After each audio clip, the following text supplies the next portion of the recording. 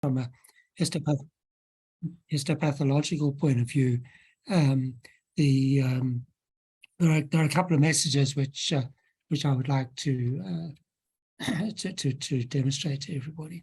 So the first then, and please excuse my voice, I've got a little bit of laryngitis, which I've had for a few weeks now. So the first patient then is a 9-year-old child, a young boy, who presented in acute liver failure. And he was known to have fulminant hepatitis A infection.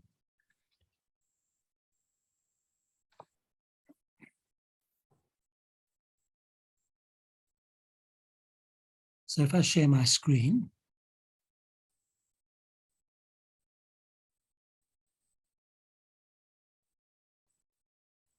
Right, so Bilal, you should be able to see that. Yes, we can, Prof. Right, okay. So what we've got then is, this is just a wedge resection of the explanted liver. And it shows very nice features of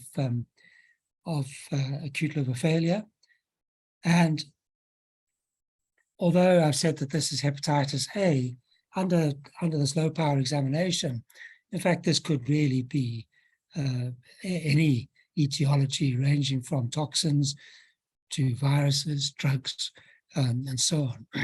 So we've seen in the past, for example, patients with amanita poisoning that have presented with massive necrosis. And this is an example of hepatitis A. So what I want to do is show you some of the features, and features that really, from a histopathological point of view, are useful or subtle but useful features to make the diagnosis. So the first thing is, I'd like to point out the zonal appearance to this. If you look at this, you can see that there's a lot of viable tissue here and here.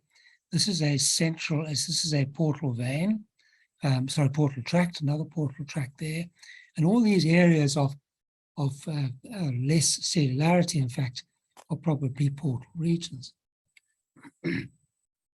If we have a closer look at that, you can see, for example, here, let's see if I can bring that into a bit of focus. That's probably better there.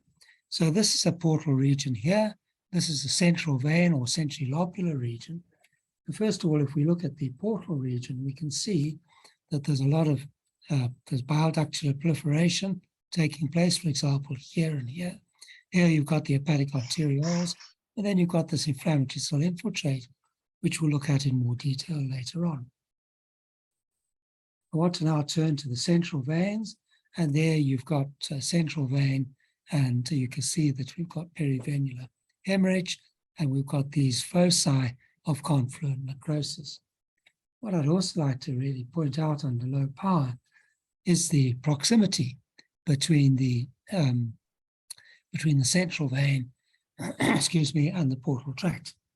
Now, just to give you an idea, this liver weighed 704 grams, and the normal for age is 852. So that's 150 grams down on the normal weight that would be expected for a patient of this age. And the reason that has happened is because you've lost extensive hepatocellular parenchyma. So what else are we going to find macroscopically? Well, macroscopically, one of the features that you'll see, and certainly those of you who are surgeons will also have noticed, for example, that in patients who have hepatitis A infection or fulminant necrosis of the liver, often the capsule appears wrinkled. And that's once again because of the loss of the parenchyma and the inability of the capsule to shrink down around the liver. So you have a wrinkled liver and a liver that is smaller than normal. Sometimes the livers will also appear somewhat fatty, and that's because of the inability of the compromised liver to metabolize, not to metabolize, but to mobilize fat in and out of the cell. And what happens is that you get dysfunction of the lipoproteins, and consequently the migration of fat through the liver cell is compromised, leading to its accumulation in the hepatocyte. So now what we're going to do is we're going to have a look at this area here. And if we have a look at this area here, you can see that, and we'll have a look around, we might find some other areas. But if you look at that, I'd like you to first of all see this area here, where the pointer is. Now that's a proliferating bile duct, that's a proliferating bile duct. And I think with a sense of imagination, I think you can see that these areas here also closely resemble these ductular structures here. And what's happening is that the bile ducts are proliferating, and they're giving rise to hepatocytes. And if you look here, you can see that the hepatocytes are almost dropping off the proliferating ductular epithelium. This is another focus here where you can see this is probably stem cell metaplasia, or this is bile ductular epithelium, and this is a hepatocyte here. So what would happen if we were to do a CK7, for example, on this? We would find that this row of cells here would be CK7 positive, indicating the biliary morphology and phenotype of these cells, and then it would become negative as it progressed to the hepatocytes.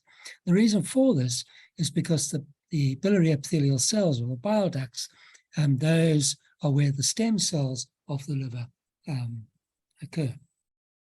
Now, one of the things that I used to do frequently when I was examining for the college would say to the registrars and what have you, you must know what fulminant hepatitis looks like.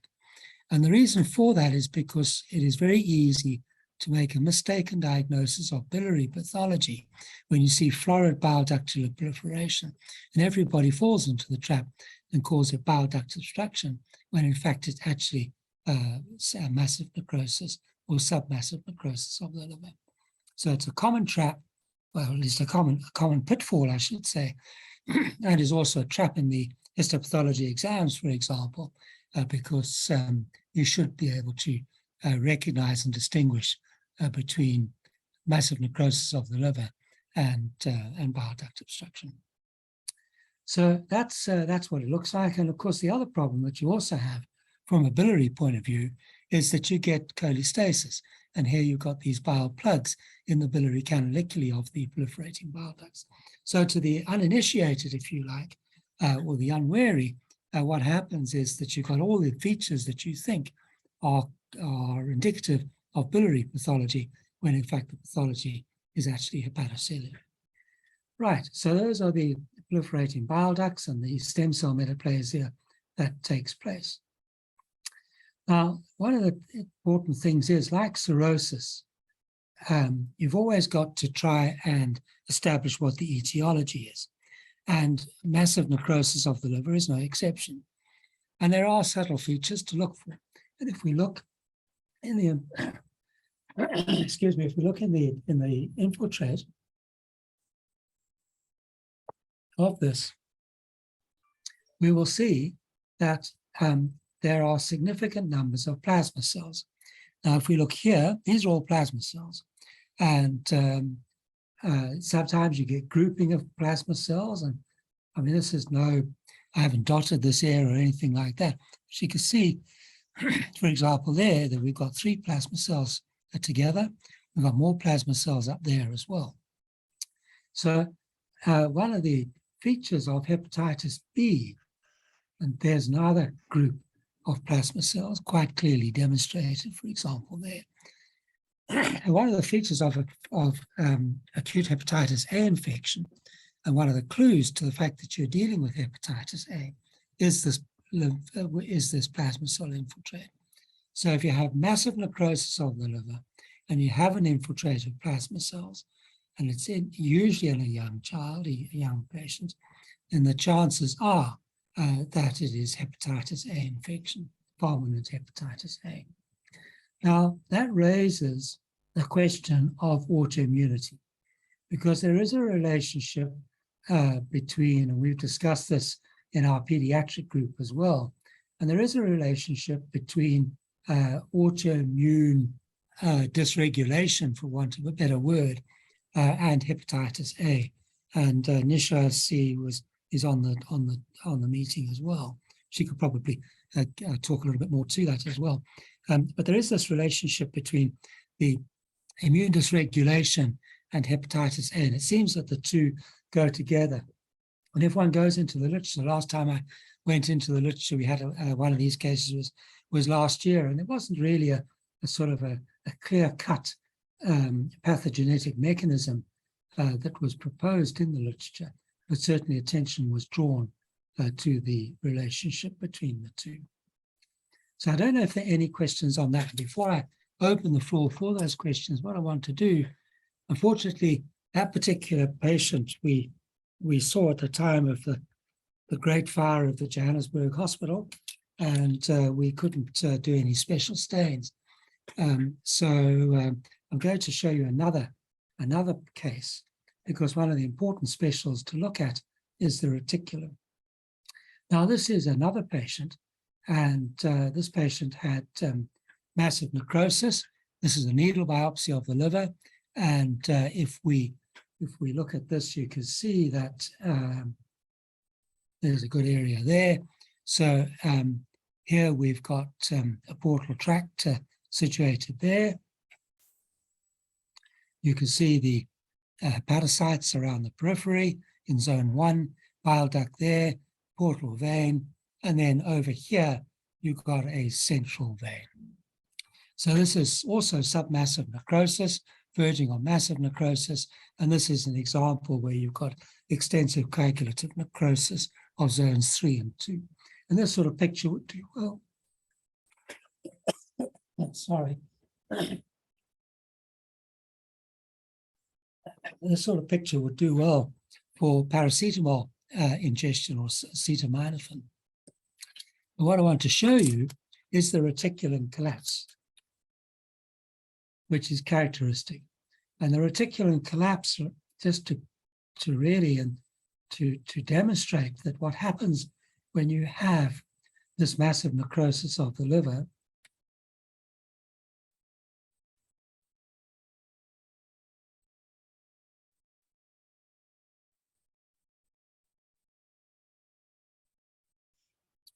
right, so there's a good area. And we can see this is a portal tract. You can see the structures within that portal tract. You can see the bile duct. I think that's the bile duct. I think that's the artery. And this looks as though, well, this is the portal vein. And you've got the hepatic parenchyma here with the trabecular arrangement. And then when we look at zone 3, so this is the central vein, and that's also a central vein there too. Sorry. Excuse me, I'm just going to get some more water.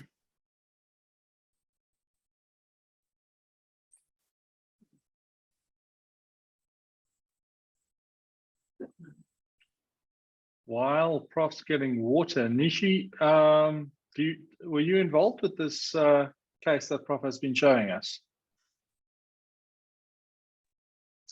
Hi, Bilal. I actually don't know the patient. I wasn't involved with the case, no. Ah, let's see. Okay. I think it was a patient at Charlotte. All right.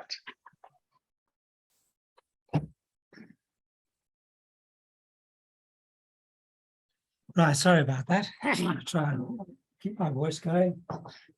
So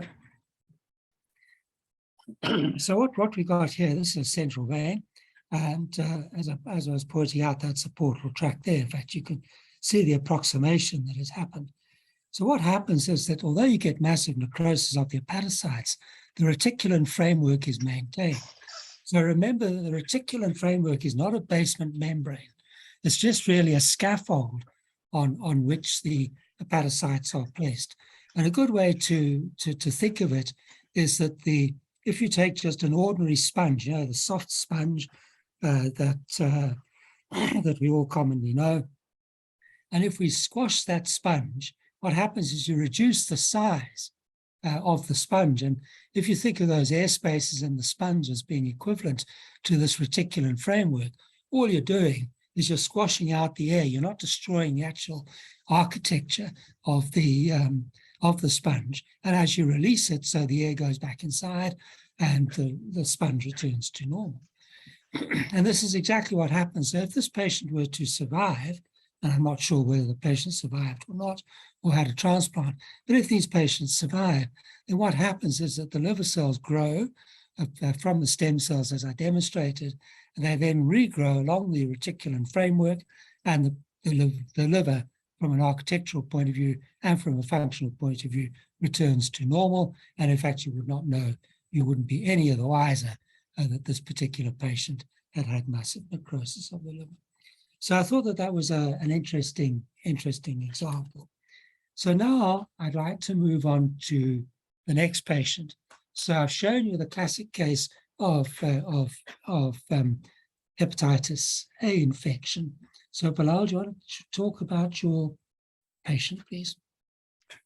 Yeah, so this is a lady that presented to us, initially presented to one of my colleagues in Santon with a hepatitis of really uncertain etiology. With her being a young woman, let's just see exactly. Well, she's 45-year-old lady with really no prior medical history, and not on any chronic medication or supplements. She presented with quite a significant hepatitis that by the time I saw her had already started settling. She had at her peak an AST of 1,700 and an ALT of 1,378, with bilirubin sitting at 274. This was in July of this year. By the time I saw her, her bilirubin had settled already down to 86. It is interesting to note that her gamma-glutamyl transferase had now doubled and up to 578. Her alkaline phosphatase never really had too much change, was 253 and was 192 when I saw her, but gladly her transaminases had reduced quite dramatically down to 397 and 269. Like I say, an extensive workup, including your unusual viruses, were done. She was noted to be hepatitis A IgM negative at the time, IgG negative as well, yeah, autoimmune negative. She was H63D heterozygote for hemochromatosis, which I don't think really had too much of an impact. A liver biopsy was therefore done in the absence of any real other features, and I'll hand over to Prof. Hale at that point before I get back to an update from the last week or two. Right. So thanks, Bilal. So this patient then, this is the liver biopsy, and this is just the reticulum. And what I want to show you before we go on to the H&E, so here we've got a portal tract. This is a central vein, and you can see the lobular disarray and disorganization. There's collapse here. So here you've got hepatocyte trabeculae that are unicellular, but over here you can see that the sponge has started to collapse. Okay, so you've got approximation then of the reticulum framework, and that there is a central vein. So here we've got zonal collapse. It's not panzonal, but certainly it's, wait for that image to build. You can see the approximation of the central vein to the portal tract. There's an element of nodularity, which is also coming through. For example, if you look here, you can see that there and there. But this is not really reflecting cirrhosis or anything like that. What it's indicating, in fact, is the multifocal evidence or multifocal nature of this hepatocyte collapse. When we go and have a look at the H&E,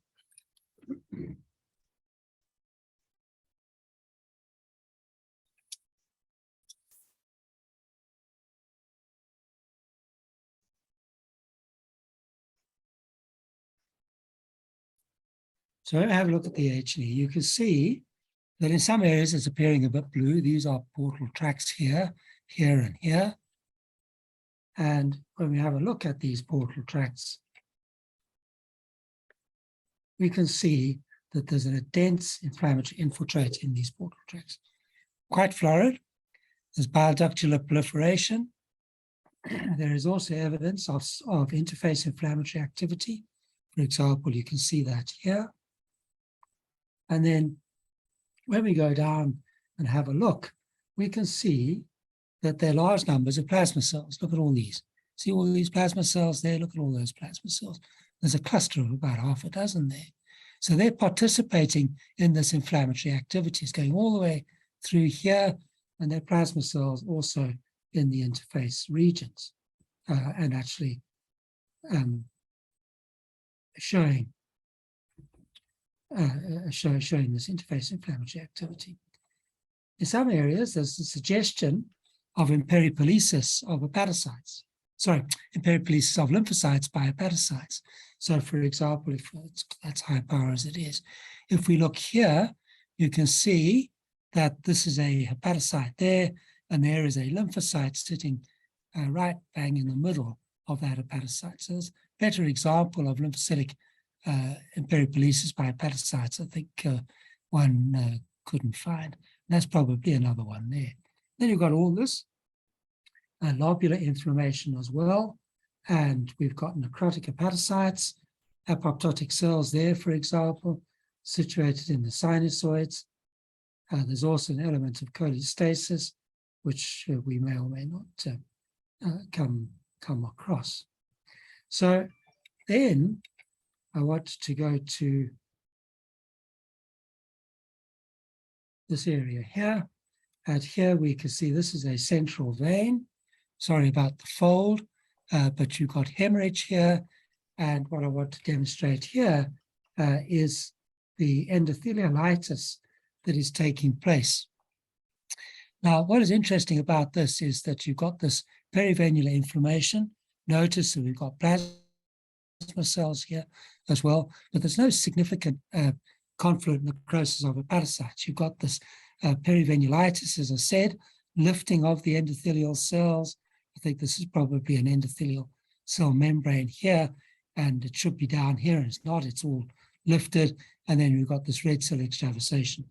So the question then is, in a woman of the mid-40s, the first thing that comes to mind is, could this be autoimmune hepatitis? And indeed, that's what we suggested. But in fact, we also suggested that the hepatitis markers for hepatitis A should be repeated and closely followed in case this was a hepatitis A infection. Bearing in mind that all the viral markers were negative, the serology for autoimmune disease was also negative. But what was interesting was that the P-ANCHOR showed atypical positivity at a titer of 1 in 80. So a diagnosis then of autoimmune hepatitis was proposed. And yeah, Bilal, over to you. Yeah, so she essentially grumbled away. The steroids didn't really seem to have all too dramatic an effect, and her IgG levels weren't ever very, very, very elevated. So it was with some hesitancy that she went through with the trial of steroid. What subsequently transpired is based on that advice. We did repeat a hepatitis serology, and lo and behold, an IgG turned positive at her last check. She continues to improve, and what we've done is actually just tapered off those steroids that we trialed, and with that she continues to improve. So therefore, I suspect that this was more than likely an acute hepatitis A, where, you know, whether it be a lab error or just in terms of her variable serology confounding us initially. Yeah, thanks, Bilal. I think also her IgM also turned positive as well, as I recall, and then the IgG. Yeah. Yeah. So I think that this is a very good example then, really just to demonstrate that, the sort of overlapping histopathological features, and to always think that when you see plasma cells in liver biopsies, always think of hepatitis A, but also at the back of your mind, think about autoimmune hepatitis. And the problem is it can work both ways, because we've also seen autoimmune hepatitis in young children as well. So, yeah, I think they're two very good examples. I'm not sure if there are any questions. Where the hepatitis A can actually precipitate the autoimmune hepatitis. Correct. Yeah. And Martin, how do you explain the imperipolesis? So, Chris, yeah, I don't know. I think that. And just explain to us for our audience. What imperipolesis is. Yeah, and where you find it. So imperipolesis is the phagocytosis of one cell by another. And the interesting thing with autoimmune hepatitis, I can't speak for hepatitis A, but in autoimmune hepatitis, the infiltrate, if you do the markers, the lymphocytes are predominantly CD8 positive. So they're cytotoxic cells. And what happens is that it used to be thought that the imperipolesis, in other words, what's happening is that the hepatocyte is engulfing the lymphocyte. And the thought was that, in fact, that it was the lymphocytes that were infiltrating into the hepatocyte as part of the cytotoxic process that was being initiated by the lymphocyte. And in fact, it's actually the reverse. It seems that recent evidence seems to suggest that, in fact, it's the hepatocyte that is actually trying to eliminate the cytotoxic CD8 positive cell. Does that help? And commonly seen in what conditions? So you see imperipolesis. You see imperipolesis in a number of conditions. First of all, you see it in autoimmune hepatitis. It's supposed to be a marker of autoimmune hepatitis, quite a strong marker, in fact, of autoimmune hepatitis.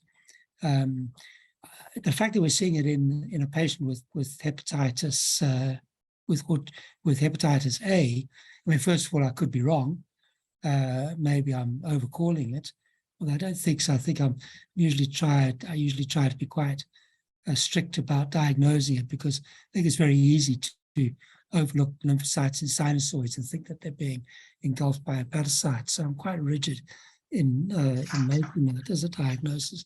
But I think it probably also just underscores the relationship between stimulation or dysregulation of the autoimmune system in patients with hepatitis A. So hepatitis A, I think, is a combination, as I recall, of both an immune mechanism and also cytotoxic mechanism. No, cytotoxic. I think it's cytotoxic. Am I right there, Bilal, Chris? Cytotoxic, I think, yeah. Hepatitis B is immune. Yeah. So it's unlike phagocytosis, though, in that it is where the cell is engulfed, but not necessarily being killed by your lysosomal enzymes. Yeah, correct. It's not a phagocytic process. Yeah. Yeah. But so ultimately, what happens, we don't know. But see, phagocytosis happens with macrophages through the reticular endothelial system. Yeah. And apoptosis? So I think. Sorry, Chris. Apoptosis? So apoptosis is so the best way to think about apoptosis is programmed cell death. If you take the liver, for example, liver cells will die all the time. and so do gut cells as well. And what happens is that when they get, when they're beyond their useful life, they then undergo a process which we call apoptosis, and they're basically eliminated. So they're not necrotic cells, they are they're cells in which death is enforced. So that you haven't got an inflammatory process associated with apoptosis, typically. Yeah. I think you can also get it in certain hematological conditions. Yeah, I'm not 100% sure about hepatitis A specifically. What the imperipolesis? Imperipolesis, yeah. And one of the, yes, you certainly can. So, for example, one of the classic ones is typhoid. Typhoid shows imperipolesis of hepatocytes by the macrophages, by the histiocytes, and those cells are called Mallory cells. It's all part of the reticular endothelial system. Right, shall we move on? Okay, yeah, please. So we'll move on to viral hepatitis B next, where I'm going to discuss a 57-year-old gentleman. He is known diabetic, major depressive disorder, and retroviral disease. Been on therapy, but still a low CD4, sitting at 74, and a viral load of 72. Retroviral disease positive for the last 15 years. So I'm just trying to find his ARV regime. So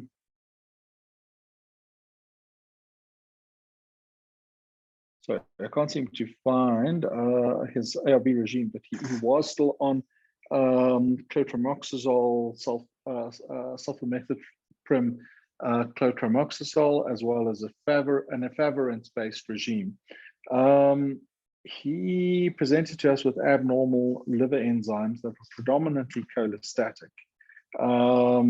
We wanted a liver biopsy on him to try and further elucidate the cholestatic liver disease, and that was the cause for the sample to head through to Prof Hale. His gamma was sitting at about 500, and his GGT 462. So thanks, Bilal. So as you said, the purpose of the biopsy was to really see what else was going on, because we knew that secondary pathology, yeah. We knew that it was hepatitis B positive. So this then is the liver biopsy. We'll just put the retic on again, and serious red. So I've got that. So I've got serious red.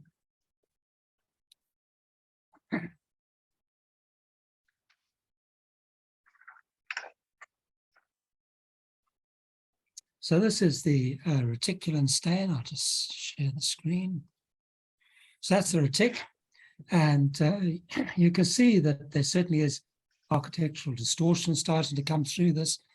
We've got the beginnings of nodule formation, almost.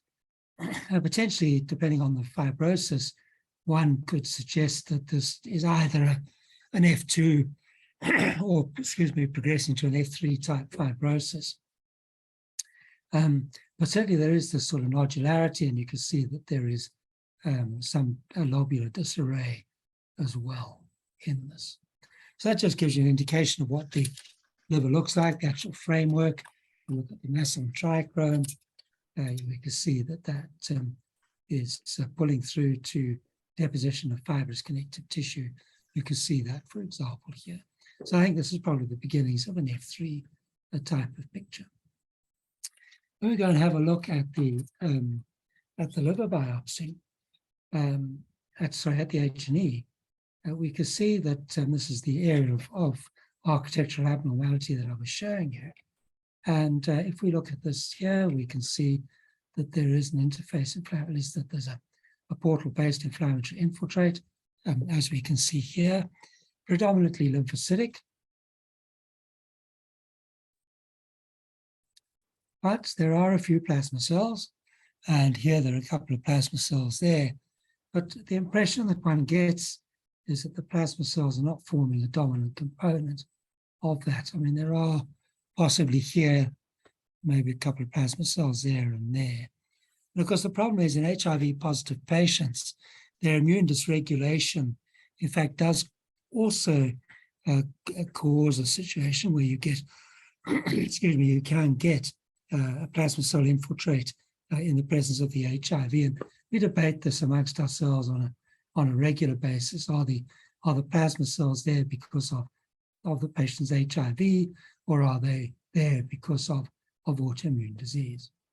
And I don't think we'll really ever understand, or not for the moment anyway, what's going on until we look at better have the ability to look at cytokine expression and that sort of thing at a cellular level on histology. And we're not there yet. So this chronic hepatitis goes without saying, and then in some areas you can see that you've got this sort of spotty inflammation, such as you see there. So this was entirely in keeping with hepatitis B. Now, before I move more onto the parenchyma, I want to show you areas like this. Go back to this area here, and we can see the portal vein, but we can't really see much in the way of native ducts. And in fact, these ducts here, I think, are all proliferating bile ductules, and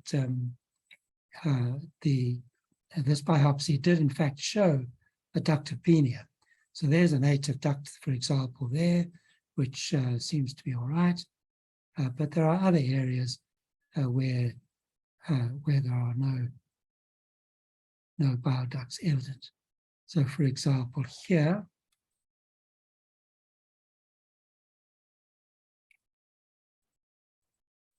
I think we've got portal tract here. Not sure about these. I think these are all proliferating bile ducts.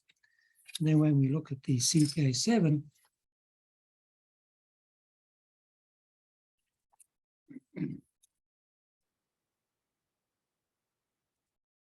we can see quite marked bile ductular proliferation. And we can see foci where there is no definitive evidence of bile duct, at least of a bile duct. So if you look at this portal tract, I think that's a native duct. But if you look at this portal tract here, there's no native duct evident. So in conclusion, what we said was that this patient, in fact, probably had a cholangiopathic, I guess an HIV cholangiopathy. But that's not why we're showing him. Why we're showing him is, if I go back to the HME, I want to show you the features of hepatitis B. So you've seen the lobular inflammation, you've seen the portal inflammation, you've seen the interface inflammatory activity. And then what I want to do is show you now the typical ground glass hepatocytes. And here you can see them. Look at these. Okay. These are all, excuse me, ground glass hepatocytes. Now I'd like you to take in your mind a photograph of that. Okay, because I'm going to ask you to reload that photograph when we look at the next case. So look at these hepatocytes. You can see that the cytoplasm has this lightly or finely granular eosinophilic appearance. And that's absolutely classic of ground glass hepatocytes. This rarefication of these hepatocytes here, that's because of glycogen that you got in the hepatocytes. So look at that, look at that, look at that, look at that, look at that, okay? So classic ground glass hepatocytes. Now we know the patient has got hepatitis B. Now I might add that we don't always see those. So you've taken the photograph. This now is the hepatitis B surface antigen immunistochemistry. And look at that, really wonderful. I mean, that's textbook stuff, that. Okay, we could publish this in Harrison's or Slazenger. Max Green's book, of a classic hepatitis B. So that's surface antigen positivity. And if we look, we can see we've got variable staining. So here we've got strong cytoplasmic staining, whereas here in some of these other cells we've got membranous staining. And all that is reflecting is basically the assembly of the surface antigen in some cells, in the cytoplasm, and the exporting of the surface antigen by other cells, which is why you get that sort of differential staining between cytoplasmic staining and membranous staining. So that's a classic example, hepatitis B surface antigen. And then the core antigen also is strongly positive.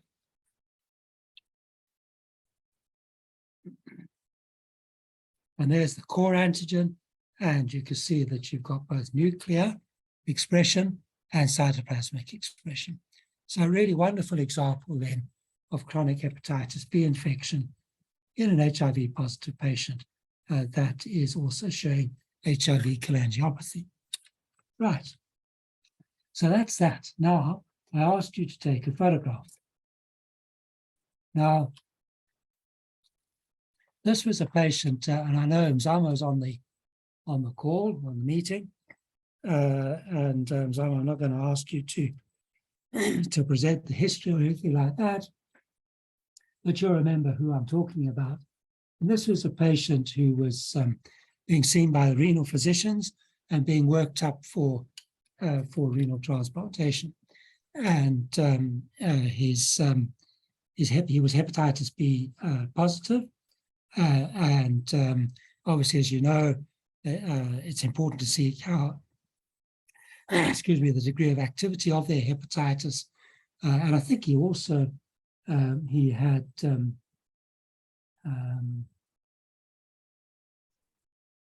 he was also thought to have cirrhosis. And of course, that is also a confounding factor when it comes to renal transplantation. So we've got a transjugular biopsy. The hepatitis B viral load was low. He was, I'll just read it to you.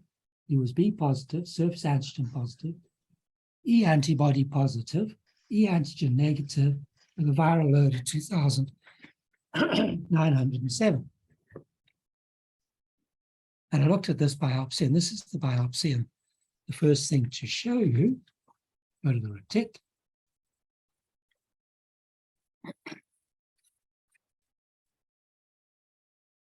So this is the reticulum stain.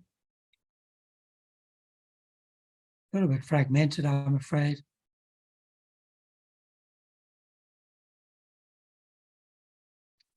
But the retic is perfect, nothing wrong with that reticulum.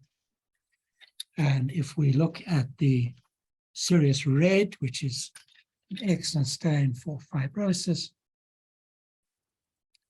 you can see there's a little bit of sinusoidal fibrosis in one of the zones such as that there. You can see that.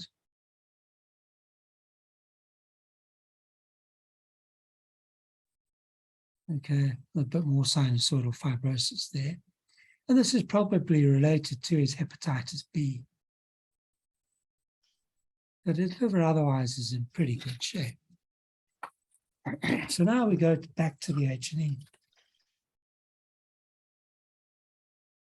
And let's bring up that photograph. So bring up your photograph that you took in your mind of ground glass hepatocytes. And here we have another one.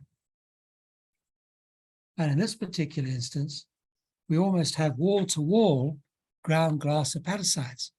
And when I looked at this, I was quite astounded because I thought, gee, we know he's hepatitis B positive, but he's got a relatively low viral load. And anyway, I did the imministochemistry. I might add that there was a single focus of activity. There's no portal inflammation to speak of. Excuse me. So this is a portal tract there. See the bile duct, the portal vein, and at one end here,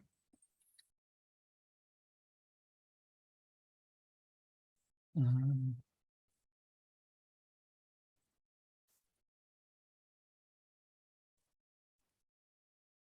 thought, yeah, there we are. So that's the only focus of activity. Look at that. Nice classic example of Chris, you were talking about apoptosis and necrosis. So these are not apoptotic cells. These are necrotic cells because they're surrounded by inflammation. And look at all these ground glass hepatocytes.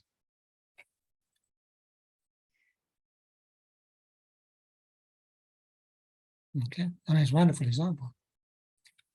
So I did the imministochemistry, and I was really, so let's show you the ore scene. So let me show you the ore scene on the previous patient. Ore scene is not a great stain to demonstrate hepatitis B surface antigen. Before the days of immunistochemistry, that's all we had, but it's a difficult stain to do. So this is a previous patient, the HIV positive patient, and you saw how much surface antigen positivity there was.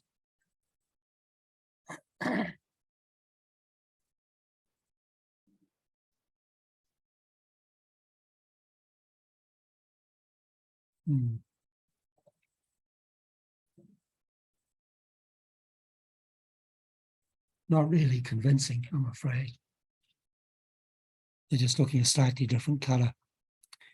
So the ore scene, in fact, I won't show you the ore scene, I'll show you the hepatitis B surface antigen. Now, on this last patient who is undergoing workup for renal transplantation. And here we have the hepatitis B surface antigen.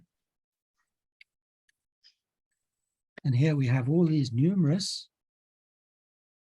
hepatocytes that were showing that ground glass appearance, and they're all negative.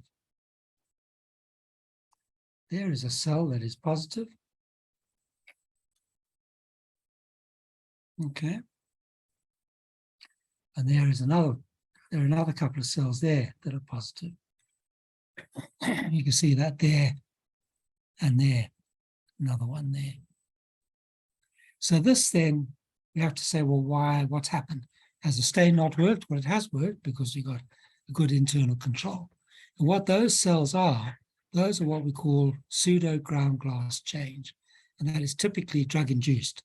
So the message here is not everything that looks like a ground glass hepatocyte is actually hepatitis B. And we see this often, certainly we see it reasonably frequently in our transplant patients. And I think that with this particular patient, because he's on the renal transplant program, he'll also be receiving a number of medications. And that's what it is. This is drug-induced pseudo-ground glass change in the hepatocytes. And there are a whole range of drugs that can do it. So that's over to you, Bilal. Interesting patient. Yeah, thank you, Prof. It is 5:25 now. I'm wondering if we can quickly, maybe just before opening up any comments or anything, maybe just do this final case that we had planned. A patient with viral hepatitis C. She is a patient with genotype 5, viral load of 1.5 million, and a background of scleroderma and interstitial lung disease. The question that we had was whether or not there was an autoimmune component to her liver disease, or is it all just hepatitis C? Prof, if we could maybe just whiz through it in the next 5 minutes before we close.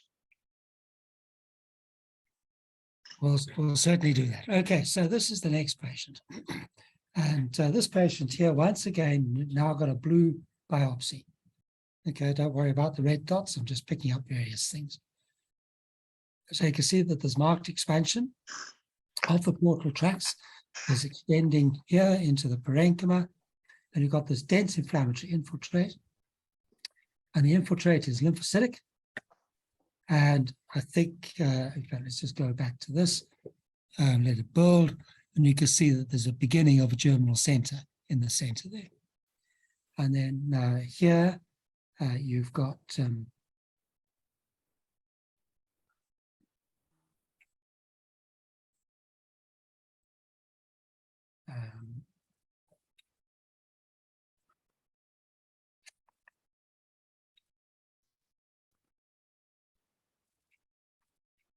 so the other thing that happens with hepatitis C is you get this classic dense lymphoid infiltrate. What happens is it obscures the bile ducts. And you can see here, for example, that the bile ducts are hidden. There's a bile duct there. And there are more bile ducts down here. And if you look at that, there's a bile duct there, there's a lymphocyte migrating into the duct. This is another duct here, which is also being overrun by lymphocytes. So you get germinal centers, this dense lymphocytic infiltrate, and there are no plasma cells in this infiltrate. Few eosinophils, which you sometimes get with hepatitis C. And then if we turn to the parenchyma, you get foci of lymphocytic inflammation, once again in the parenchyma, for example, this sort of thing here. Okay, you get that. One of the features that you get with hepatitis C is beading of lymphocytes. And they talk about, the books talk about a string of pearls appearance. This is not showing it that well. There's more grouping, but certainly you can see some of these lymphocytes sort of strung along. Then the other thing that you also get with hepatitis C is a bit of fat. And I'm not convinced about the fat in this biopsy. And there could be a bit, for example, I think there's a bit of large droplet steatosis there.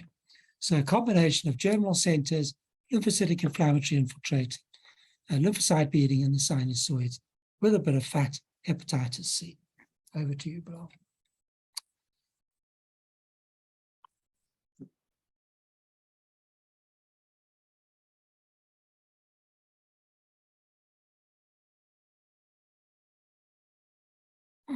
Okay, Bilal, can you? Okay. Yeah. You're done. Okay. Thanks so much, Prof. Yeah, I'd like to thank you on that note. I think we have finished bang on time. So that was a very speedy work through. I see Aditi's just from Echo India has posted a message asking for feedback on the session in order for us to try and improve the quality of the meetings. I'd like to thank all, I think at one stage we had 29 participants log on. Prof. Hale, I think this just goes to show it's a testimony to your ability to teach and the wonderful cases that we're able to put together. So thank you to you. Thank you to Cheryl, Karen, and Gastro Foundation for hosting us. Echo India, and I'd like to encourage everyone to join next week for Gecko HCC, where we'll be discussing matters related to hepatocellular carcinoma. Good. Thank you everyone for joining, and good night. Yeah, Thanks a lot, Bilal. Thanks, Martin. Thank you. Thanks, Cheryl. Bye.